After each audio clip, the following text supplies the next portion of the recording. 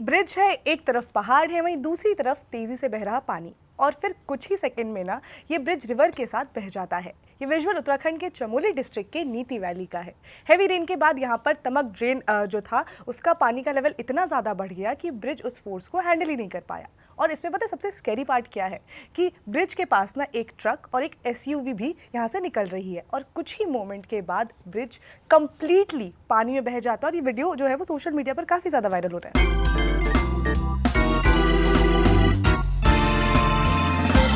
Chamoli police के according तमक drain overflow हुआ, bridge जो है वो डैमेज हुआ और मलारी के आगे ट्रैफिक कनेक्टिविटी डिस्टर्ब हो गई। पुलिस एडमिनिस्ट्रेशन, एसडीआरएफ और एनडीआरएफ की टीम से स्पॉट पर भेजी गई। लेकिन यहाँ पर एक बड़ा सवाल है कि क्या उत्तराखंड में हर मॉनसून का मतलब सिर्फ heavy rainfall, flash flood, landslide, road blockage और ब्रिज कोलैप्स ही रह गया है? क्योंकि ना ये सिर्फ एक ब्रिज की स्टोरी बिल्कुल भी नहीं है, ये एक रिकरिंग पैटर्न सा बन गया है। हर साल ना मॉनसून आता है, रेनफॉल होती है, रिवर्स और स्ट्रीम का जो पानी है उसका लेवल सडनली बढ़ जाता है, कहीं रोड टूट जाती है, कहीं पर ब्रिजेस बह जाते हैं और कहीं पर लैंडस्लाइड आ जाता है और फिर गवर्नमेंट के सामने एक बड़ा बिल बन जाता है रिपेयर का, रिकंस्ट्रक्शन का और रिलीफ के रिहैबिलिटेशन का। और ये पूरा प्रोसेस जो है वो हर साल इसी तरह से चलता है। और इस साल भी उत्तराखंड में रेनफॉल का इम्पैक्ट काफी सीरियस रहा है। State disaster management and rehabilitation secretary Vinod Kumar Suman के अकॉर्डिंग उत्तराखंड में कॉन्टिन्यूस रेनफॉल हुई है और देहरादून, बागेश्वर, नैनीताल और चंपावत जैसे जो डिस्ट्रिक्ट्स हैं वो अफेक्टेड रहे हैं। आईएमडी ने भी उत्तराखंड के कई पार्ट्स के लिए फ्लैश फ्लड्स का रिस्क अलर्ट किया।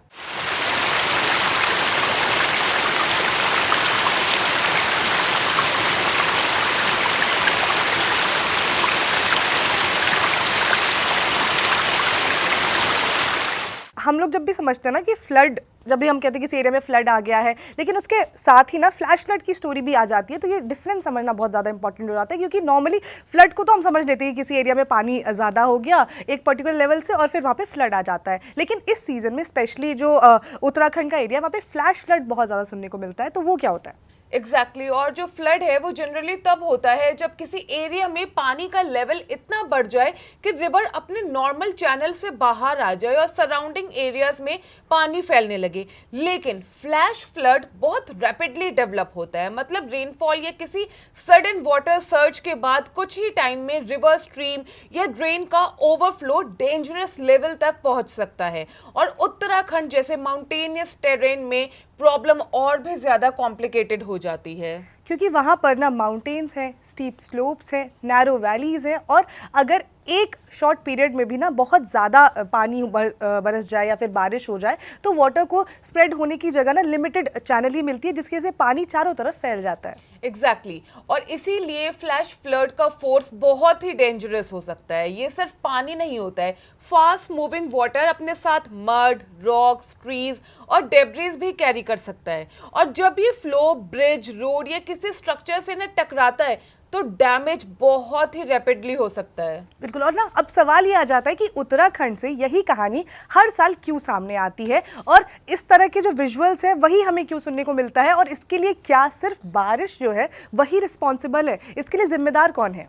देखो, सिर्फ बारिश को रिस्पॉन्सिबल कहना है इनकम्प्लीट पिक्चर होगी। उत्तराखंड का ज्योग्राफी नेचुरली सेंसिटिव है, ये हिमालयन रीजन है, यहाँ स्टीप स्लोप्स हैं, young and geological fragile mountains हैं, रिवर्स नैरो वैलीज से फ्लो करती हैं और जब इतने इंटेंस रेनफॉल होती है तो लैंडस्लाइड्स और फ्लैश फ्लड्स का रिस्क ना और भी ज्यादा बढ़ जाता है। हाँ, और ना रिपोर्ट्स और जो साइंटिफिक असेसमेंट है उसमें भी ये पाया गया है कि एक और इशू बार बार सामने आता है, वो ये है कि एक्सट्रीम वेदर इवेंट्स, रेनफॉल का जो पैटर्न है ना वो भी बहुत ज़्यादा इंपॉर्टेंट हो जाता है। अगर एक नॉर्मल मॉनसून रेन ग्रेजुअली होती है तो वाटर का जो फ्लो है उसको वाटर को फ्लो करने का टाइम मिल जाता है, लेकिन अगर शॉर्ट ड्यूरेशन में ही एक्सट्रीमली हैवी रेनफॉल हो जाता है तो सिचुएशन कंप्लीटली डिफरेंट हो जाता है और उसके बाद फिर आता है फ्लैश फ्लड और फ्लड जैसे सिचुएशंस। राइट और फिर आता है लैंड यूज और इंफ्रास्ट्रक्चर का question. Road construction, slope cutting, construction इन vulnerable areas, drainage systems, river channels के पास डेवलप डेवलपमेंट, ये सब अगर साइंटिफिकली प्लान्ड नहीं होते हैं तो फिर नेचुरल हैजर्ड का इम्पैक्ट और भी ज़्यादा बढ़ जाता है। जो हमें देखने को भी मिल रहा है, मतलब रेन ट्रिगर हो सकती है, लेकिन डैमेज कितना होगा, किस तरीके का होगा, उसमें ज्योग्राफी के साथ साथ इंफ्रास्ट्रक्चर प्लानिंग का भी जो रोल है ना, वो बहुत ज़्यादा इंपॉर्टेंट हो जाता है और इन सब एरियाज़ में हमें यही देखने को मिलता है।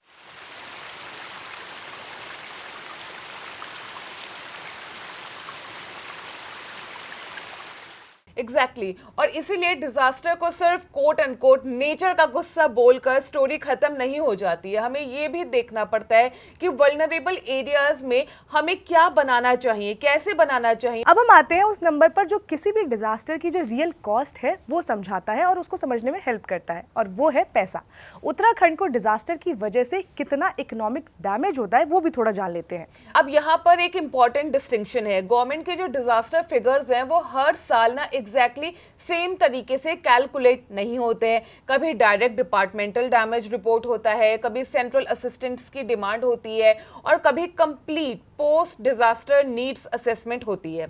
इसीलिए नंबर्स को एप्पल टू एप्पल कंपेयर करना सही नहीं होगा। हाँ, बिल्कुल सही बात है। फॉर एग्जांपल 2021 में ना चमोली डिजास्टर के बाद एनटीपीसी का जो Tapovan Vishnughat hydro power project था, उसके अराउंड ना 1500 करोड़ का डैमेज जो था वो एस्टिमेट किया गया था। लेकिन ये उत्तराखंड का जो complete state wide economic loss नहीं था, ये एक मेजर प्रोजेक्ट का डैमेज एस्टिमेट किया गया था। ये उससे रिलेटेड जो डेटा था वही सामने में आया था। और पता है 2023 में उत्तराखंड गवर्नमेंट की monsoon damage assessment report 1400 crore तक पहुंची और 2024 में भी मॉनसून रिलेटेड डैमेज का एस्टिमेट ना करीब 1000 करोड़ से ऊपर रिपोर्ट हुआ। लेकिन फिर 2025 में पिक्चर और बढ़ गई। और 2025 के लिए उत्तराखंड गवर्नमेंट ने अगस्त तक के मॉनसून रिलेटेड डिजास्टर में ना गवर्नमेंट डिपार्टमेंट का 1944 करोड़ से ज़्यादा डायरेक्ट डैमेज जो था वो रिपोर्ट किया था। पीडब्ल्यूडी और रोड्स को सबसे ज़्यादा डैमेज हुआ था, इसमें 1163 करोड़ के आसपास।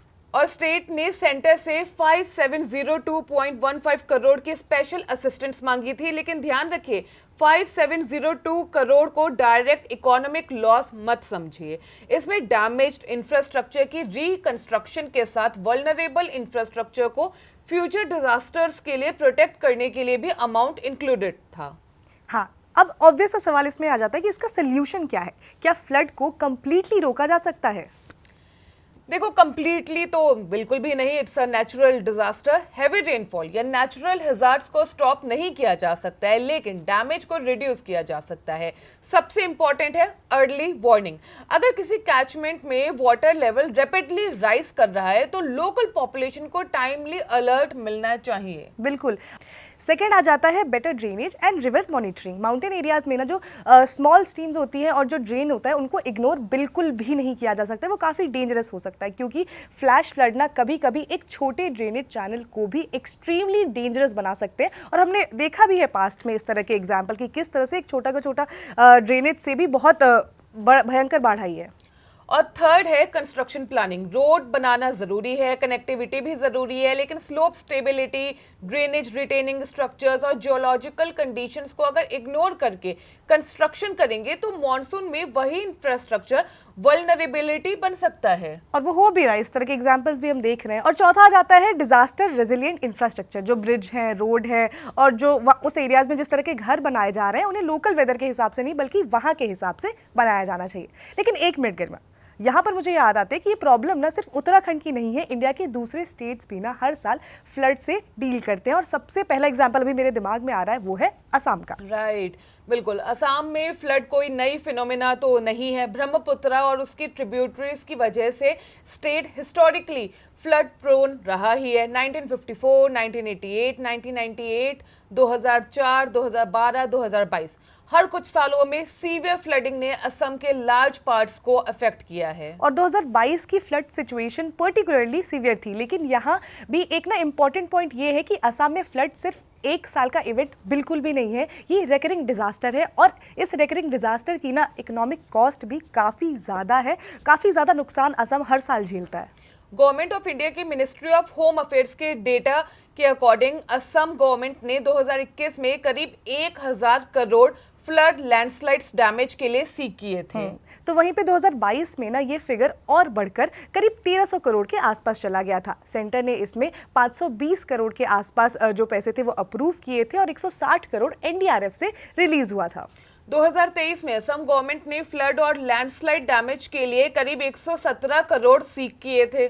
और यहाँ भी ना वही क्वेश्चन है कि ये फिगर ना असम का कंप्लीट जीडीपी लॉस या टोटल इकोनॉमिक लॉस नहीं है। ये पर्टिकुलर फ्लड और लैंडस्लाइड डैमेज के लिए स्टेट गवर्नमेंट द्वारा जो सॉर्ट अमाउंट है वो दिया गया है। तो एक तरफ उत्तराखंड है जहाँ पर माउंटेन्स हैं, स्टीप स्लोप्स हैं, flash flood, landslide, cloud burst. दूसरी तरफ है असम जहाँ पर है Brahmaputra basin, river flooding, halogen. Hazard अलग अलग है, ज्योग्राफी अलग अलग है, लेकिन इन दोनों ही केसेस में ना जो इम्पैक्ट है, इम्पैक्ट एक जैसा ही लगता है। इम्पैक्ट ना सरप्राइजिंगली सिमिलर है। घर चले जाते हैं, रोड्स डैमेज होती हैं, ब्रिजेस टूट जाते हैं, एग्रीकल्चर का लॉस होता है, लिवलीहुड्स डिसरप्ट हो जाते हैं, कनेक्टिविटी ब्रेक होती है और गवर्नमेंट को रिलीफ और रिकंस्ट्रक्शन पर करोड़ों खर्चने पड़ते हैं। और सबसे इंपॉर्टेंट ये बात है कि फ्लड का जो डैमेज है वो डिजास्टर के बाद भी खत्म नहीं होता है।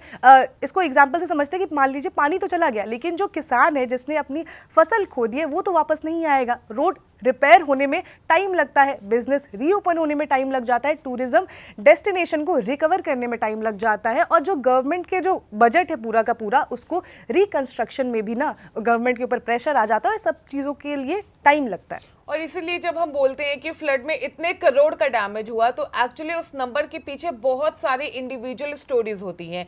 एक ब्रिज का मतलब सिर्फ कंक्रीट और स्टील नहीं है। उस ब्रिज से स्कूल जाने वाला बच्चा है, उससे हॉस्पिटल जाने वाले पेशेंट हैं, उससे मार्केट जाने वाला फार्मर है और उससे कनेक्टेड पूरी एक लोकल इकोनॉमी है। तो उत्तराखंड का जो ये ब्रिज है ना वो कुछ सेकंड में बह ज़रूर गया, लेकिन जो क्वेश्चन ये अपने पीछे छोड़ गया ना वो बहुत बड़ा है कि क्या हम हर साल डिजास्टर के बाद सिर्फ रिपेयर करते रहेंगे और कब तक हम बस इस रिपेयर सिस्टम के भरोसे ही रहेंगे, या फिर इंफ्रास्ट्रक्चर को ऐसे हम डिजाइन करेंगे कि डिजास्टर आए भी तो डैमेज जो है वो मिनिमम हो। बिकॉज हैवी रेनफॉल को हम कंट्रोल तो नहीं कर सकते हैं, फ्लैश फ्लड को कंप्लीटली हम स्टॉप भी नहीं कर सकते हैं, लेकिन रिस्क को आइडेंटिफाई कर सकते हैं, अर्ली वार्निंग इंप्रूव कर सकते हैं, वल्नरेबल कंस्ट्रक्शन को रीथिंक कर सकते हैं और डिजास्टर के बाद सेम वल्नरेबिलिटी को दोबारा क्रिएट करने से हम बच भी सकते हैं। और ना असम हमें याद दिलाता है कि ये सिर्फ हिमालयन की प्रॉब्लम बिल्कुल भी नहीं है। इंडिया के अलग अलग पार्ट्स में फ्लड का जो नेचर है वो अलग अलग ज़रूर हो सकता है, लेकिन हर जगह एक चीज़ कॉमन है कि जब पानी बढ़ता है तो सिर्फ रोड और ब्रिजेस नहीं, पूरी की पूरी इकोनॉमी जो है वो उससे इम्पैक्ट होती है और वो हमें देखने को मिल ही जाता है। और शायद इसीलिए फ्लड को सिर्फ एक मॉनसून हेडलाइन की तरह देखना इनफ नहीं है, क्योंकि मॉनसून खत्म हो जाता है लेकिन उसका इकोनॉमिक इम्पैक्ट महीनों तक और कभी कभी तो सालों तक चलता है। तो उत्तराखंड से असम तक सवाल सिर्फ ये नहीं है कि इस साल कितनी बार फ्लड आया या फिर इस बार कितना नुकसान हुआ, सवाल ये भी है कि हर बार हमने कितना खोया, कितना खर्चा किया और अगली बार डैमेज कम करने के लिए हम कर क्या रहे हैं। तो आज के एपिसोड में इतना ही। मैं हूँ स्वर्णा, मैं हूँ गरिमा, आप देख रहे हैं द बहन शो।